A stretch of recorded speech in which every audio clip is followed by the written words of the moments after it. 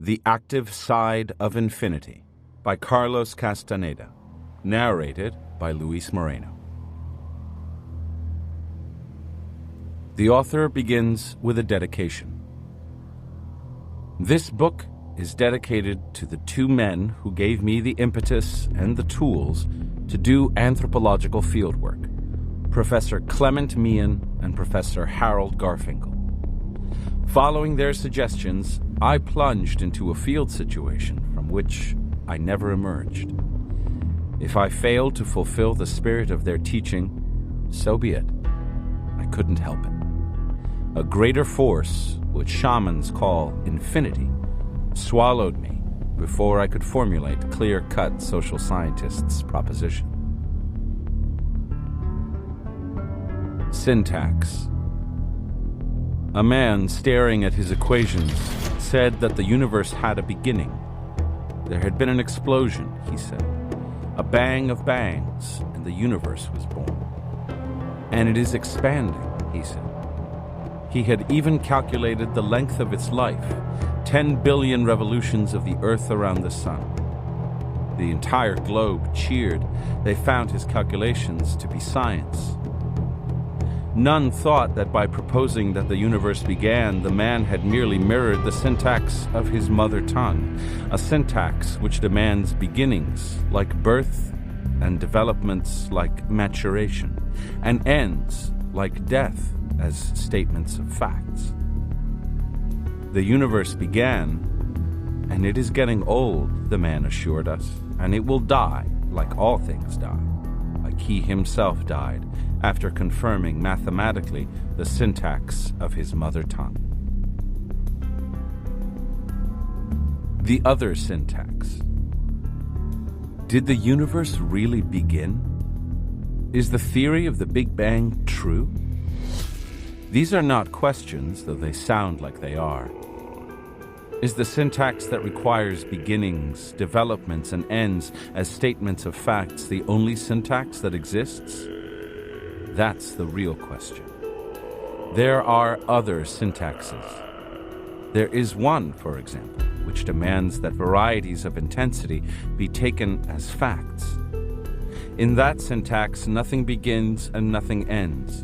Thus, birth is not a clean, clear-cut event, but a specific type of intensity, and so is maturation, and so is death. A man of that syntax, looking over his equations, finds that he has calculated enough varieties of intensity to say with authority that the universe never began and will never end, but that it has gone and is going now and will go through endless fluctuations of intensity. That man could very well conclude that the universe itself is the chariot of intensity and that one can board it to journey through changes without end. He will conclude all that and much more, perhaps without ever realizing that he is merely confirming the syntax of his mother tongue. A quotation. The sorcerer's revolution, he continued, is that they refuse to honor agreements in which they did not participate.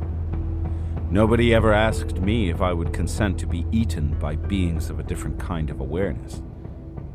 My parents just brought me into this world to be food, like themselves, and that's the end of the story.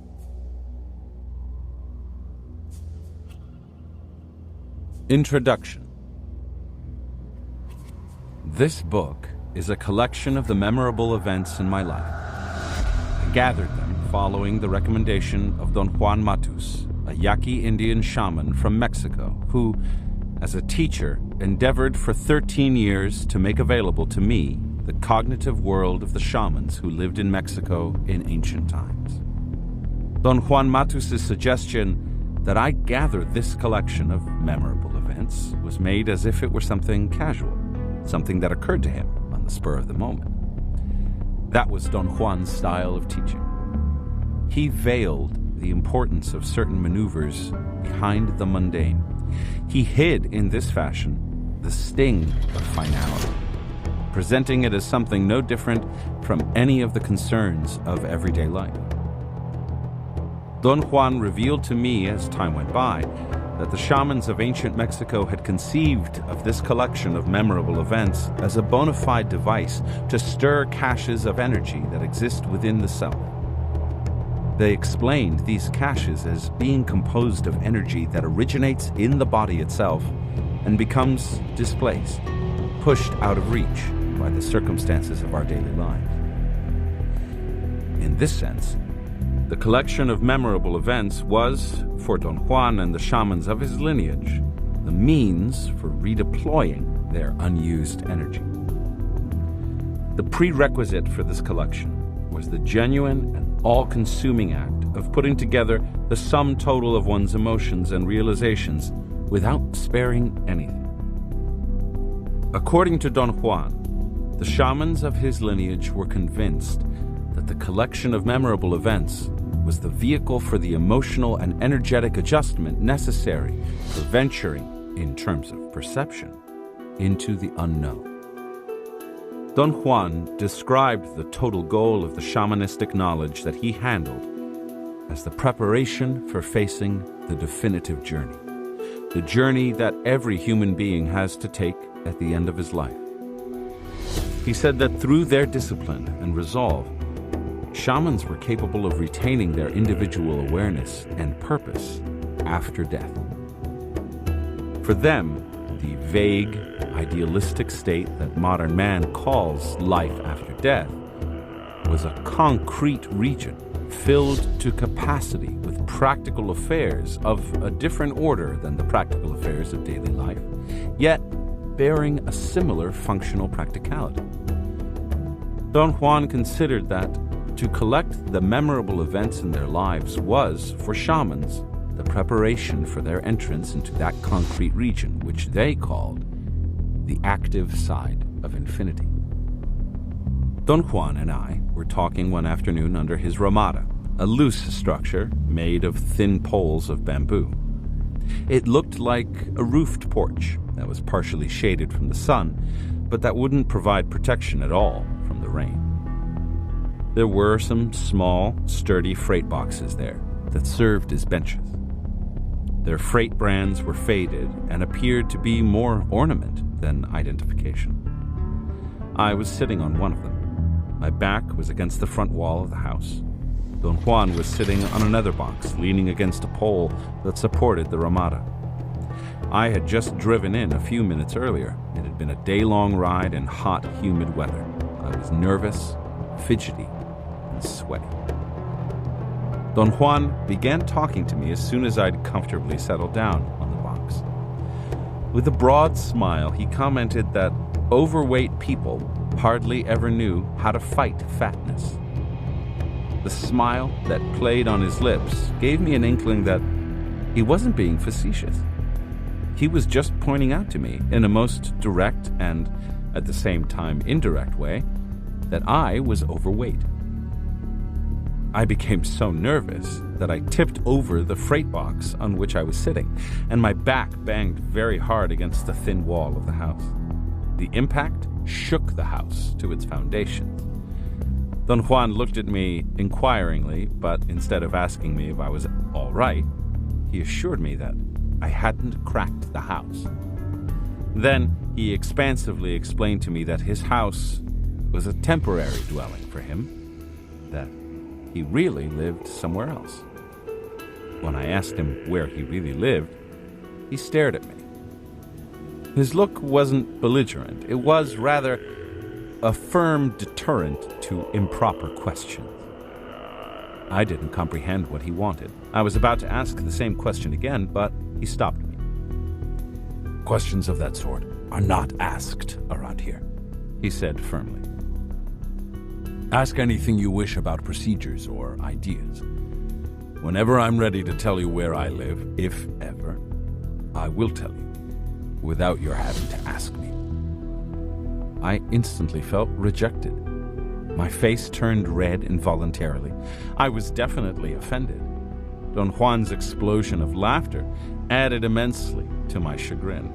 Not only had he rejected me, he had insulted me and then laughed at me. "I live here temporarily," he went on, unconcerned with my foul mood, because this is a magical center. In fact, I live here because of you. That statement unraveled me.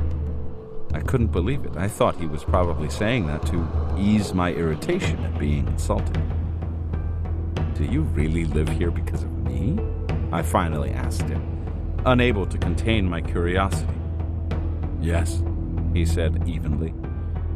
I have to groom you. You're like me. I'll repeat to you now what I've already told you. The quest of every Nagual, or leader, in every generation of shamans or sorcerers is to find a new man or woman who, like himself, shows a double energetic structure. I saw this feature in you when we were in the bus depot in Nogales. When I see your energy, I see two balls of luminosity superimposed, one on top of the other, and that feature binds us together. I can't refuse you any more than you can refuse me.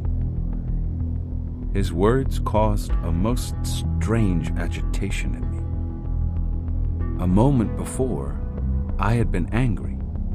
Now, I wanted to weep. He went on, saying that he wanted to start me off on something shamans called the warrior's way, backed by the strength of the area where he lived, which was the center of very strong emotions and reactions. Warlike people had lived there for thousands of years, soaking the land with their concern with war. He lived at that time in the state of Sonora, in northern Mexico, about 100 miles south of the city of Guaymas. I always went there to visit him under the auspices of conducting my field work. Do I need to enter into war, Don Juan? I asked, genuinely worried after he declared that the concern with war was something that I would need someday. I had already learned to take everything he said with the utmost seriousness. You bet your boots, he replied, smiling. When you have absorbed all there is to be absorbed in this area, I'll move away. I had no grounds to doubt what he was saying, but I couldn't conceive of him as living anywhere else. He was absolutely part of everything that surrounded him. His house, however, seemed indeed to be a temporary dwelling. It was a shack typical of the Yaqui farmers. It was made out of wattle and daub with a flat, thatched roof. It had one big room for eating and sleeping and a roofless kitchen. It's very difficult to deal with overweight people, he said. It seemed to be a non sequitur, but it wasn't. Don Juan was simply going back to the subject he had introduced before I'd interrupted him by hitting my back on the wall of his house. A minute ago, you hit my house like a demolition ball, he said, shaking his head slowly from side to side. What an impact worthy of a portly man. I had the uncomfortable feeling that he was talking to me from the point of view of someone who had given up on me. I immediately took on a defensive attitude. He listened, smirking, to my frantic explanations that my weight was normal for my bone structure. That's right, he conceded facetiously. You have big bones. You could probably carry 30 more pounds with great ease, and no one, I assure you, no one would notice. I would not notice. His mocking smile told me that I was definitely pudgy. He asked me then about my health in general, and I went on talking, desperately trying to get out of any further comment about my weight. He changed the subject himself. What's new about your eccentricities and aberrations? He asked, with a deadpan expression. I idiotically answered that they were okay. Eccentricities and aberrations was how he labeled my interest in being a collector. At that time, I had taken up, with renewed zeal, something that I had enjoyed doing all my life, collecting anything collectible. I collected magazines, stamps, records, World War II paraphernalia such as daggers, military helmets, flags, etc. All I can tell you, Don Juan, about my aberrations is that I'm trying to sell my collections, I said, with the air of a martyr who's being forced to do something odious. To be a collector is not such a bad idea, he said, as if he really believed it. The crux of the matter is not that you collect, but what you collect. You collect junk, worthless objects that imprison you as surely as your pet dog does. You can't just up and leave if you have your pet to look after, or if you have to worry about what would happen to your collections if you're not around. I'm seriously looking for buyers, Don Juan, believe me, I protested. No, don't feel that I'm accusing you of anything, he retorted. In fact, I like your collector's spirit. I just don't like your collections, that's all. I would like, though, to engage your collector's eye. I would like to propose to you a worthwhile collection. Don Juan paused for a long moment. He seemed to be in search of words, or perhaps it was only a dramatic, well-placed hesitation. He looked at me with a deep, penetrating stare. Every warrior, as a matter of duty, collects a special album, Don Juan went on. An album that reveals the warrior's personality, an album that attests to the circumstances of his life. Why do you call this a collection, Don Juan? I asked in an argumentative tone. Or an album, for that matter. Because it is both, he retorted. But above all, it is like an album of pictures made out of memories, pictures made out of the recollection of memorable events. Are those memorable events memorable in some specific way? I asked. They are memorable because they have a special significance in one's life, he said. My proposal is that you assemble this album by putting in it the complete account of various events that have had profound significance for you. Every event in my life has had profound significance for me, Don Juan, I said forcefully, and felt instantly the impact of my own pomposity. Not really, he replied, smiling, apparently enjoying my reactions immensely. Not every event in your life has had profound significance for you. There are a few, however, that I would consider likely to have changed things for you, to have illuminated your path. Ordinarily, events that change our path are impersonal affairs, and yet are extremely personal. I'm not trying to be difficult, Don Juan, but believe me, everything that has happened to me meets those qualifications, I said, knowing that I was lying. Immediately after voicing this statement, I wanted to apologize, but Don Juan didn't pay attention to me. It was as if I hadn't said a thing.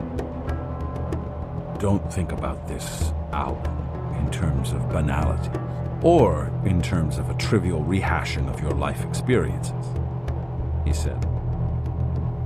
I took a deep breath, closed my eyes, tried to quiet my mind. I was talking to myself frantically about my insoluble problem. I most certainly didn't like to visit Don Juan at all. In his presence, I felt threatened. He verbally accosted me and didn't leave me any room whatsoever to show my worth. I detested losing face every time I opened my mouth. I detested being the fool. But there was another voice inside me, a voice that came from a greater depth, more distant, almost faint. In the midst of my barrages of known dialogue, I heard myself saying that it was too late for me to turn back. But it wasn't really my voice or my thoughts that I was experiencing. It was rather like an unknown voice that said I was too far gone into Don Juan's world, and that I needed him more than I needed air. Say whatever you wish, the voice seemed to say to me. But if you were not the egomaniac that you are, you wouldn't be so chagrined. That's the voice of your other mind, Don Juan said, just as if he'd been listening to or reading my thoughts. My body jumped involuntarily. My fright was so intense that tears came to my eyes. I confessed to Don Juan the whole nature of my turmoil. Your conflict is a very natural one, he said. Believe you me, I don't exacerbate it that much. I'm not the type. I have some stories to tell you about what my teacher, the Nagual Julian, used to do to me. I detested him with my entire being. I was very young, and I saw how women adored him, gave themselves to him like anything, and when I tried to say hello to them, they would turn against me like lionesses ready to bite my head off. They hated my guts and loved him. How do you think I felt? How did you resolve this conflict, Don Juan? I asked, with more than genuine interest. I didn't resolve anything, he declared. The conflict or whatever, was the result of the battle between my two minds. Every one of us human beings has two minds. One is totally ours, and it is like a faint voice that always brings us order, directness, purpose. The other mind is a foreign installation. It brings us conflict, self-assertion, doubts, hopelessness. My fixation on my own mental concatenations was so intense that I completely missed what Don Juan had said. I could clearly remember every one of his words, but they had no meaning for me. Don Juan, very calmly and looking directly into my eyes, repeated what he'd just said. I was still incapable of grasping what he meant. I couldn't focus my attention on his words. For some strange reason, Don Juan, I can't concentrate on what you're telling me, I said. I understand perfectly why you can't, he said, smiling expansively. And so will you someday, at the same time that you resolve the conflict of whether you like me or not. The day you cease to be the me center of the world. In the meantime, he continued, let's put the topic of our two minds aside and go back to the idea of preparing your album of memorable events. I should add that such an album is an exercise in discipline and impartiality. Consider this album to be an act of war. Don Juan's assertion that my conflict of both liking and not liking to see him was going to end whenever I abandoned my egocentrism was no solution for me. In fact, that assertion made me angrier. It frustrated me all the more. And when I heard Don Juan speak of the album as an act of war, I lashed out at him with all my poison. The idea that this is a collection of events is already hard to understand, I said, in a tone of protest. But that on top of all this, you call it an album and say that such an album is an act of war? It's too much for me. It's too obscure. Being obscure makes the metaphor lose its meaning. How strange. It's the opposite for me, Don Juan replied calmly. Such an album being an act of war has all the meaning in the world for me. I wouldn't like my album of memorable events to be anything but an act of war. I wanted to argue my point further and explain to him that I did understand the idea of an album of memorable events. I objected to the perplexing way he was describing it. I thought of myself in those days as an advocate of clarity and functionalism in the use of language. Don Juan didn't comment on my belligerent mood. He only shook his head as if he were fully agreeing with me. After a while, I either completely ran out of energy or I got a gigantic surge of it. All of a sudden, without any effort on my part, I realized the futility of my outbursts. I felt embarrassed to no end. What possesses me to act the way I do? I asked Don Juan in earnest. I was, at that instant, utterly baffled. I was so shaken by my realization that without any volition on my part, I began to weep. Don't worry about stupid details, Don Juan said reassuringly. Every one of us, male and female, is like this.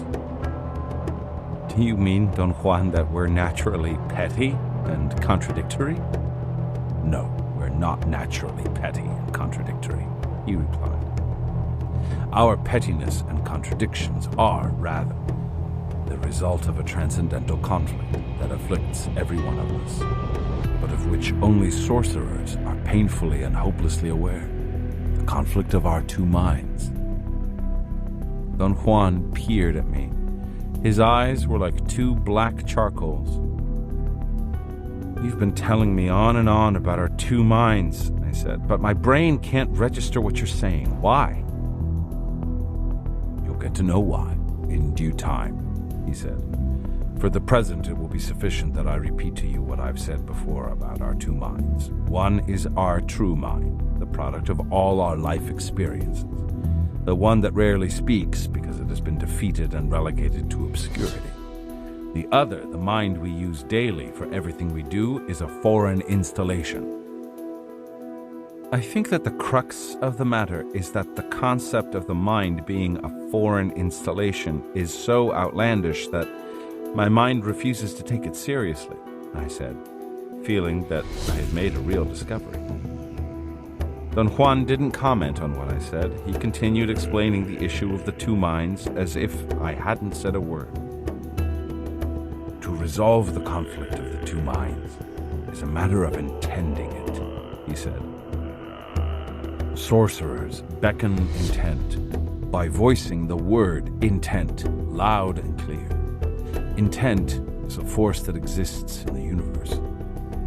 When sorcerers beckon intent, it comes to them and sets up the path for attainment, which means that sorcerers always accomplish what they set out to do. Do you mean, Don Juan, that sorcerers get anything they want, even if it's something petty and arbitrary? I asked. No, I didn't mean that. Intent can be called, of course, for anything, he replied. But sorcerers have found out the hard way that intent comes to them only for something that is abstract. That's the safety valve for sorcerers. Otherwise, they would be unbearable. In your case, beckoning intent to resolve the conflict of your two minds or to hear the voice of your true mind is not a petty or arbitrary matter. Quite the contrary.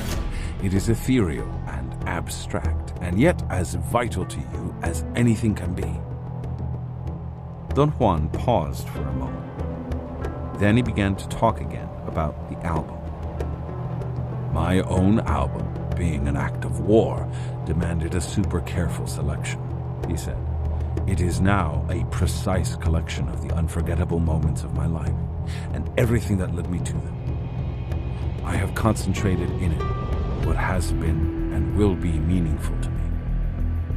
In my opinion, a warrior's album is something most concrete, something so to the point that it is shattering. I had no clue as to what Don Juan wanted, and yet I did understand him to perfection. He advised me to sit down alone and let my thoughts, memories, and ideas come to me freely. He recommended that I make an effort to let the voice from the depths of me speak out and tell me what to select. Don Juan told me then to go inside the house and lie down on a bed that I had there. It was made of wooden boxes and dozens of empty burlap sacks that served as a mattress. My whole body ached, and when I lay on the bed, it was actually extremely comfortable. I took his suggestions to heart and began to think about my past, looking for events that had left a mark on me. I soon realized that my assertion that every event in my life had been meaningful was nonsense. As I pressed myself to recollect, I found that I didn't even know where to start. Through my mind ran endless, disassociated thoughts, and memories of events that had happened to me, but I couldn't decide whether or not they had had any meaning for me. The impression I got was that nothing had had any significance whatsoever. It looked as if I had gone through life like a corpse, empowered to walk and talk, but not to feel anything. Having no concentration whatsoever to pursue the subject beyond a shallow attempt, I gave up and fell asleep. Did you have any success? Don Juan asked me when I woke up hours later. Instead of being at ease after sleeping and resting, I was again moody and belligerent.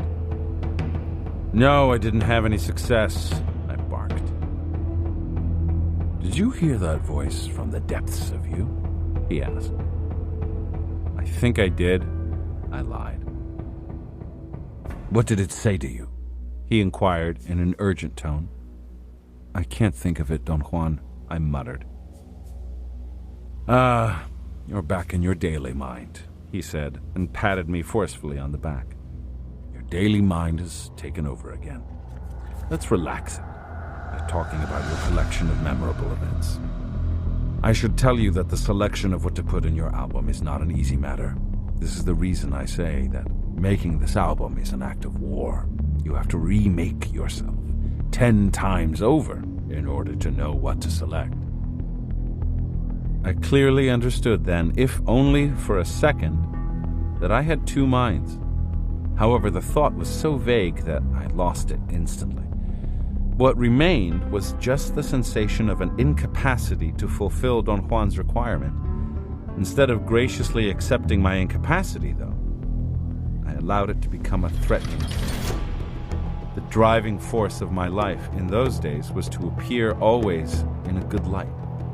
To be incompetent was the equivalent of being a loser, something that was thoroughly intolerable to me. Since I didn't know how to respond to the challenge Don Juan was posing, I did the only thing I knew how to do. I got angry. I've got to think a great deal more about this, Don Juan, I said. I've got to give my mind some time to settle on the idea. Of course, Don Juan assured me. Take all the time in the world. But hurry. Nothing else was said about the subject at that time. At home, I forgot about it completely, until one day, when quite abruptly, in the middle of a lecture I was attending, the imperious command to search for the memorable events of my life hit me like a bodily jolt, a nervous spasm that shook my entire body from head to toe. I began to work in earnest. It took me months to rehash experiences in my life that I believed were meaningful to me. However, upon examining my collection, I realized that I was dealing only with ideas that had no substance whatsoever. The events I remembered were just vague points of reference that I remembered abstractly. Once again, I had the most unsettling suspicion that I had been reared just to act, without ever stopping to feel anything. One of the vaguest events I recalled, which I wanted to make memorable at any cost, was the day I found out I had been admitted to graduate school at UCLA. No matter how hard I tried, I couldn't remember what I'd been doing there. There was nothing interesting or unique about that day, except for the idea that it had to be memorable. Entering graduate school should have made me happy or proud of myself, but it didn't. Another sample in my collection was the day I almost got married to Kay Condor. Her last name wasn't really Condor, but she had changed it because she wanted to be an actress. Her ticket to fame was that she actually looked like Carole Lombard. That day was memorable in my mind not so much because of the events that took place, but because she was beautiful and wanted to marry me. She was a head taller than I was, which made her all the more interesting to me. I was thrilled with the idea of marrying a tall woman in a church ceremony. I rented a gray tuxedo. The pants were quite wide for my height. They weren't bell-bottoms, they were just wide, and that bothered me to no end. Another thing that annoyed me immensely was that the sleeves of the pink shirt I bought for the occasion were about 3 inches too long. I had to use rubber bands to hold them up.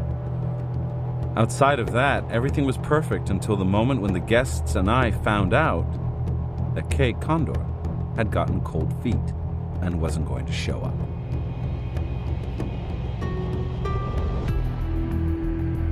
Being a very proper young lady, she had sent me a note of apology by motorcycle messenger. She wrote that she didn't believe in divorce and couldn't commit herself for the rest of her days to someone who didn't quite share her views on life. She reminded me that I snickered every time I said the name Condor, something that showed a total lack of respect for her person. She said that she had discussed the matter with her mother. Both of them loved me dearly, but not enough to make me part of their family. She added that bravely and wisely, we all had to cut our losses. My state of mind was one of total numbness. When I tried to recollect that day, I couldn't remember whether I felt horribly humiliated at being left standing in front of a lot of people in my gray rented tuxedo with the wide-legged pants, or whether I was crushed because Kay Condor didn't marry me. These were the only two events I was capable of isolating with clarity. They were meager examples, but after rehashing them, I had succeeded in redressing them as tales of philosophical acceptance. I thought of myself as a being who goes through life with no real feelings, who has only intellectual views of everything.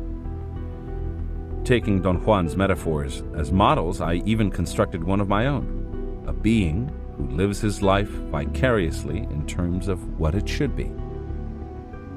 I believed, for instance, that the day I was admitted to graduate school at UCLA should have been a memorable day. Since it wasn't, I tried my best to imbue it with an importance I was far from feeling. A similar thing happened with the day I nearly married Kay Condor. It should have been a devastating day for me, but it wasn't. At the moment of recollecting it, I knew that there was nothing there, and began to work as hard as I could to construct what I should have felt.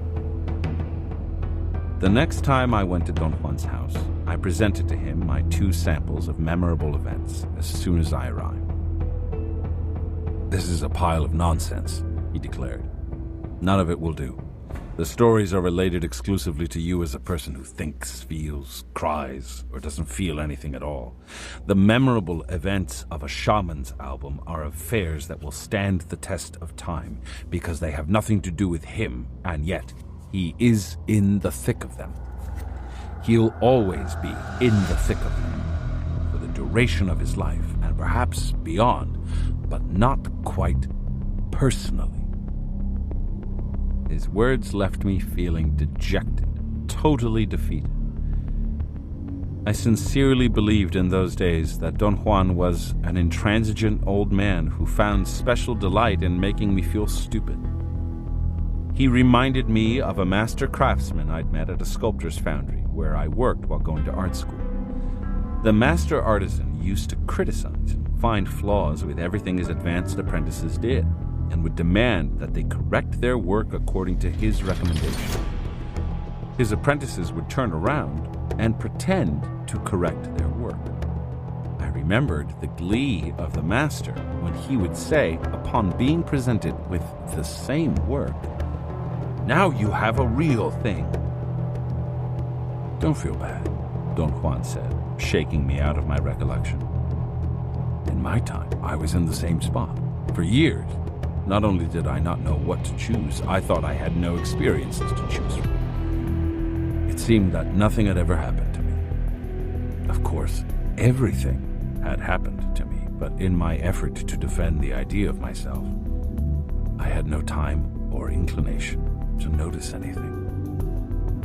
Can you tell me, Don Juan, specifically, what's wrong with my stories? I know that they're nothing, but the rest of my life is just like that."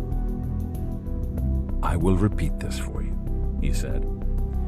"The stories of a warrior's album are not personal. Your story of the day you were admitted to school is nothing but your assertion about you as the center of everything. You feel, you don't feel. You realize, you don't realize. Do you see what I mean? All of the story is just you. But how can it be otherwise, Don Juan? I asked. In your other story, you almost touch on what I want, but you turn it again into something extremely personal. I know that you could add more details, but all those details would be an extension of your person and nothing else. I sincerely cannot see your point, Don Juan, I protested. Every story seen through the eyes of the witness has to be perforce personal. Yes, of course, he said, smiling, delighted as usual by my confusion. But then, they're not stories for a warrior's album. They are stories for other purposes. The memorable events we are after have the dark touch of the impersonal. That touch permeates them. I don't know how else to explain this. I believed then that I had a moment of inspiration and that I understood what he meant by the dark touch of the impersonal. I thought that he meant something a bit morbid. Darkness meant that for me, and I related to him a story from my childhood. One of my older cousins was in medical school. He was an intern, and one day he took me to the morgue. He assured me that a young man owed it to himself to see dead people because that sight was very educational. It demonstrated the transitoriness of life. He harangued me on and on in order to convince me to go. The more he talked about how unimportant we were in death, the more curious I became.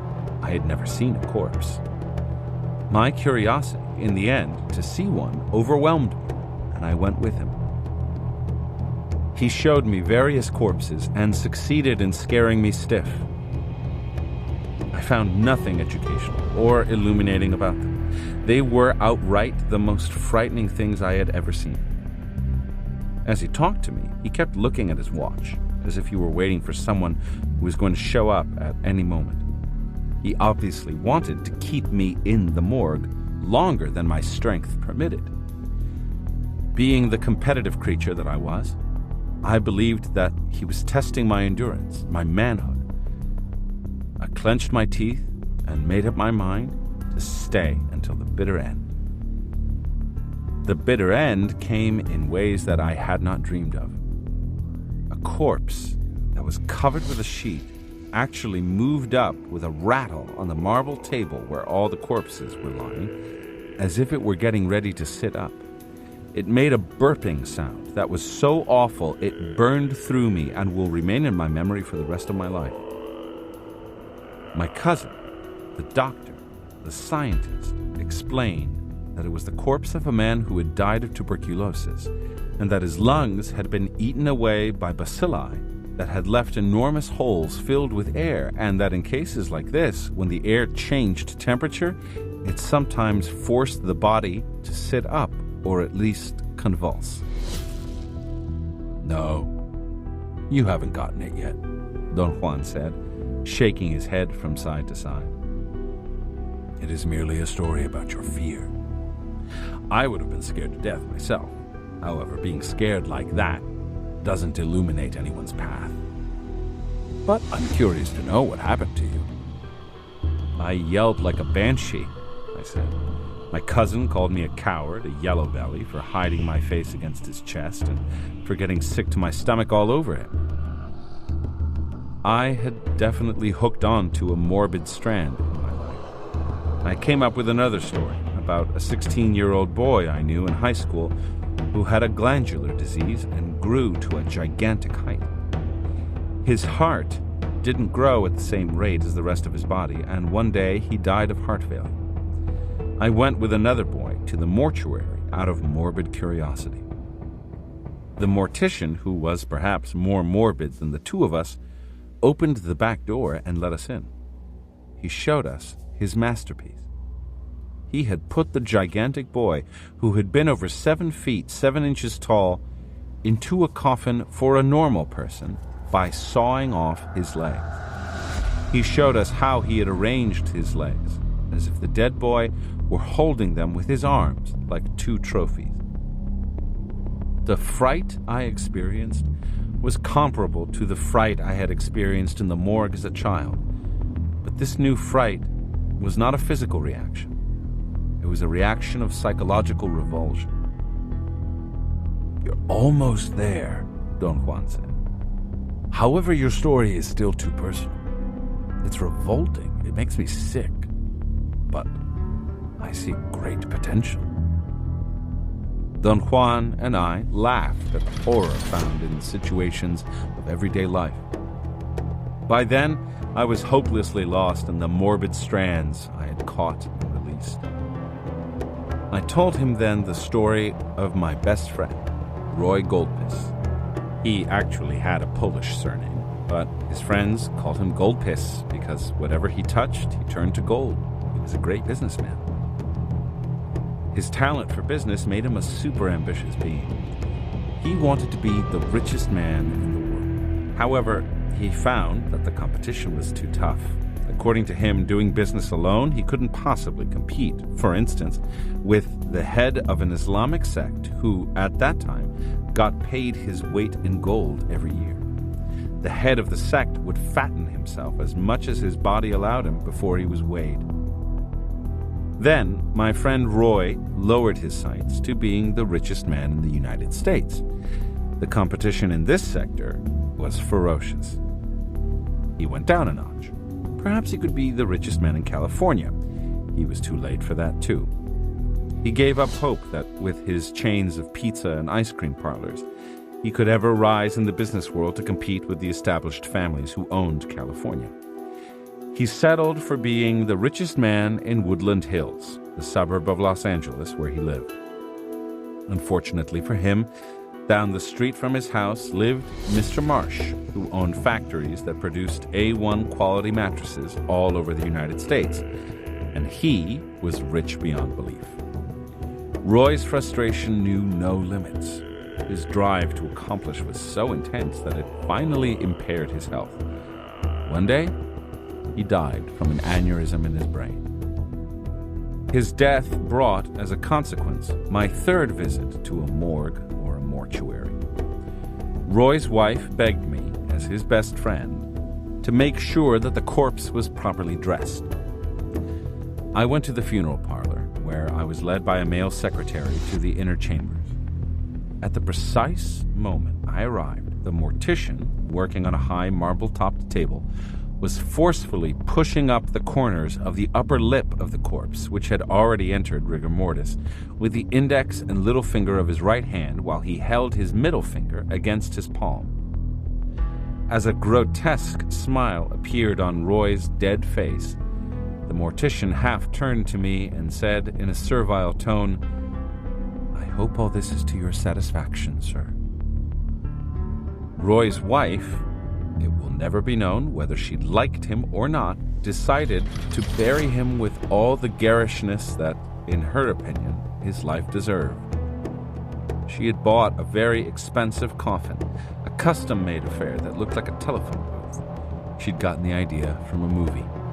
Roy was going to be buried sitting, as if he were making a business call on the telephone. I didn't stay for the ceremony. I left in the midst of a most violent reaction, a mixture of impotence and anger, the kind of anger that couldn't be vented on anyone. "You certainly are morbid today," Don Juan commented, laughing. "But in spite of that, or perhaps because of that, you're almost there. You're touching it." I never ceased to marvel at the way in which my mood changed every time I went to see Don Juan. I always arrived moody, grouchy, filled with self-assertions and doubts. After a while, my mood would mysteriously change, and I would become more expansive by degrees until I was as calm as I had ever been. However, my new mood was couched in my old vocabulary. My usual way of talking was that of a totally dissatisfied person who is containing himself from complaining out loud, but whose endless complaints are implied at every turn of the conversation. "Can you give me an example of a memorable event from your album, Don Juan?" I asked in my habitual tone of veiled complaint. If I knew the pattern you were after, I might be able to come up with something. As it is, I am whistling hopelessly in the dark. Don't explain yourself so much, Don Juan said, with a stern look in his eyes. Sorcerers say that in every explanation there is a hidden apology. So, when you're explaining why you cannot do this or that, you're really apologizing for your shortcomings, hoping that whoever is listening to you will have the kindness to understand them.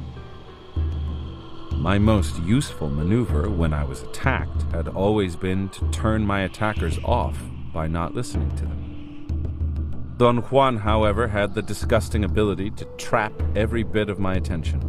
No matter how he attacked me, no matter what he said, he always managed to have me riveted to his every word. On this occasion, what he was saying about me didn't please me at all, because it was the naked truth. I avoided his eyes. I felt, as usual, defeated. But it was a peculiar defeat this time. It didn't bother me as it would have if it had happened in the world of everyday life, or right after I had arrived at his house. After a very long silence, Don Juan spoke to me again. I'll do better than give you an example of a memorable event from my album, he said. I'll give you a memorable event from your own life, one that should go for sure in your collection. Or, I should say, if I were you, I would certainly put it in my collection of memorable events. I thought Don Juan was joking, and I laughed stupidly. This is not a laughing matter, he said cuttingly. I'm serious. You once told me a story that fits the bill.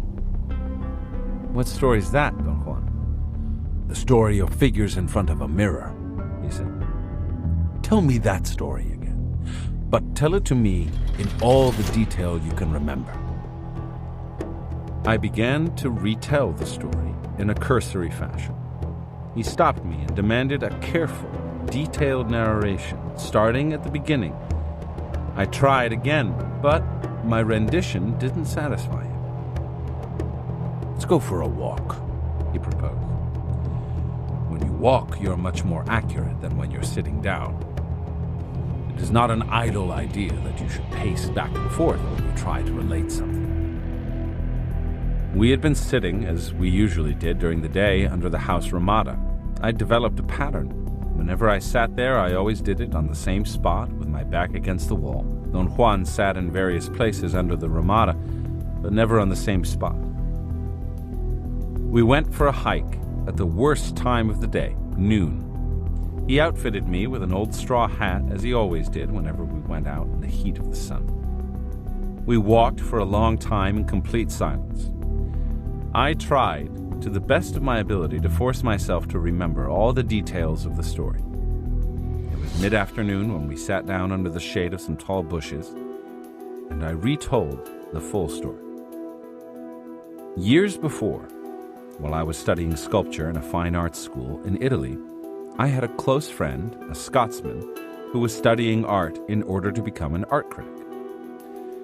What stood out most vividly in my mind about him, and had to do with the story I was telling Don Juan, was the bombastic idea he had of himself. He thought he was the most licentious, lusty, all-around scholar and craftsman, a man of the Renaissance. Licentious he was, but lustiness was something in complete contradiction to his bony, dry, serious person. He was a vicarious follower of the English philosopher Bertrand Russell, and dreamed of applying the principles of logical positivism to art criticism. To be an all-around scholar and craftsman was perhaps his wildest fantasy, because he was a procrastinator. Work was his nemesis. His dubious specialty wasn't art criticism, but his personal knowledge of all the prostitutes of the local bordellos, of which there were plenty. The colorful and lengthy accounts he used to give me in order to keep me, according to him, up to date about all the marvelous things he did in the world of his specialty, were delightful. It wasn't surprising to me, therefore, that one day he came to my apartment, all excited, nearly out of breath, and told me that something extraordinary had happened to him, and that he wanted to share it with me. "I say, old man, you must see this for yourself," he said, excitedly, in the Oxford accent he affected every time he talked to me. He paced the room nervously. "It's hard to describe, but I know it's something you will appreciate. Something, the impression of which will last you for a lifetime. I'm going to give you a marvelous gift for life. Do you understand?" I understood that he was a hysterical Scotsman. It was always my pleasure to humor him and tag along. I'd never regretted it. Calm down, Eddie," I said. "What are you trying to tell me?" He related to me that he had been in a bordello where he had found an unbelievable woman who did an incredible thing she called figures in front of a mirror. He assured me repeatedly, almost stuttering, that I owed it to myself to experience this unbelievable event personally. "I say, don't worry about money," he said, since he knew I didn't have any. "I've already paid the price. All you have to do is go with me. Madame Ludmilla will show you her figures in front of a mirror. It's a blast." In a fit of uncontrollable glee, Eddie laughed uproariously, oblivious to his bad teeth, which he normally hid behind a tight-lipped smile or laugh. "I say, it's absolutely great." My curiosity mounted by the minute. I was more than willing to participate in his new delight. Eddie drove me to the outskirts of the city. We stopped in front of a dusty, badly kept building. The paint was peeling off the walls. It had the air of having been a hotel at one time, a hotel that had been turned into an apartment building. I could see the remnants of a hotel sign that seemed to have been ripped to pieces. On the front of the building, there were rows of dirty single balconies filled with flower pots or draped with carpets put out to dry. At the entrance to the building were two dark, shady-looking men wearing pointed black shoes that seemed too tight on their feet. They greeted Eddie effusively. They had black, shifty, menacing eyes. Both of them were wearing shiny light blue suits, also too tight for their bulky bodies. One of them opened the door for Eddie. They didn't even look at me. We went up 2 flights of stairs on a dilapidated staircase that at one time must have been luxurious. Eddie led the way and walked the length of an empty, hotel-like corridor with doors on both sides. All the doors were painted in the same drab, dark olive green. Every door had a brass number, tarnished with age, barely visible against the painted wood. Eddie stopped in front of a door. I noticed the number 112 on it. He rapped repeatedly. The door opened, and a round, short woman with bleached blonde hair beckoned us in without saying a word. She was wearing a red silk robe with feathery, flouncy sleeves and red slippers with furry balls on top. Once we were inside a small hall and she had closed the door behind us, she greeted Eddie in terribly accented English. "Hello, Eddie. You brought friend, eh?" Eddie shook her hand and then kissed it gallantly. He acted as if he were most calm, yet I noticed his unconscious gestures of being ill at ease. "How are you today, Madame Ludmilla?" he said, trying to sound like an American and flubbing it. I never discovered why Eddie always wanted to sound like an American whenever he was transacting business in those houses of ill repute. I had the suspicion that he did it because Americans were known to be wealthy, and he wanted to establish his rich man's bona fides with them. Eddie turned to me and said in his phony American accent, "I leave you in good hands, kiddo." He sounded so awful, so foreign to my ears that I laughed out loud. Madame Ludmilla didn't seem perturbed at all by my explosion of mirth. Eddie kissed Madame Ludmilla's hand again and left. "You speak English, my boy," she shouted, as if I were deaf. "You look Egyptian, or perhaps Turkish." I assured Madame Ludmilla that I was neither, and that I did speak English. She asked me then if I